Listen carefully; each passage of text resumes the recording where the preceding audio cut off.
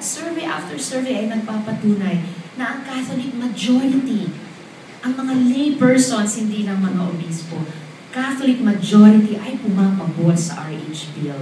At talagang handang-handa itong Catholic majority, bahagi ng Filipino majority, handang-handa mag-yes sa RH Bill. Pero siguradong mag-no kay GMA.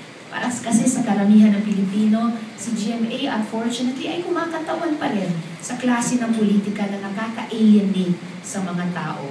Yung mismong RH Bill natin ay naging biktima ng brand of politics ni GMA. Sa siyam na taon, yung RH Bill natin ay hindi nakapasa sa Kongreso dahil ginamit niya ang lahat ng dirty tricks na mayroon sa libro para lang harangin yung bill. Yung politika niya ay isang politika na para sa kanyang interes at interes ng kanyang mga aliado mas mataas kaysa sa kagalingan at interes at pangangailangan ng bayan at ng bawat Pilipino.